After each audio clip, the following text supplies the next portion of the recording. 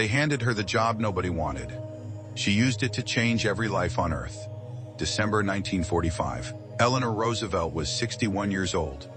Widowed, exhausted, ready to disappear. Then President Truman called. He wanted her at the United Nations. She said she wasn't qualified. He wouldn't take no.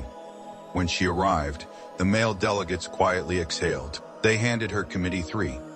Social, Humanitarian, Cultural, the decorative assignment, the one for photo ops. They thought she'd sit there and do the least harm.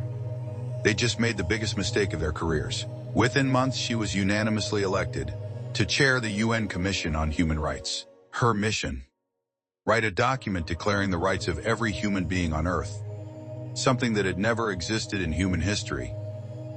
The world was still bleeding from World War II. Concentration camps, cities turned to ash, millions wandering homeless. One question haunted every leader: how do we make sure this never happens again? Eleanor Roosevelt believed the answer started with words. While other diplomats left for dinner, she stayed, reading legal texts, studying constitutions from cultures she was still learning.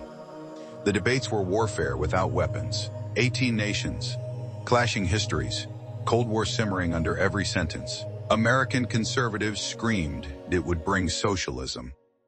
Soviet delegates pointed at segregated fountains in America and called them hypocrites. Eleanor never raised her voice. She brought them back to what they'd all witnessed: the camps, the bombings, the faces of children who never grew up. She didn't lecture, she remembered, and she asked them to remember with her. She already knew what one determined woman could endure. In 1943, she had traveled 25,000 miles through the Pacific, walking hospital wards, stopping at every single bed, holding the hands of wounded soldiers, looking each one in the eye. Admiral Halsey had dreaded her visit, called it a publicity stunt. By the time she left, he wrote, she alone had accomplished more good than any other person or group of civilians who had passed through my area. She'd also seen black soldiers fighting and dying for a country that forced them into separate facilities. She confronted her husband about it. She never stopped confronting him. Now she was confronting the entire world. December 10th, 1948, Paris. The United Nations General Assembly. 48 nations voted yes. 0 voted no.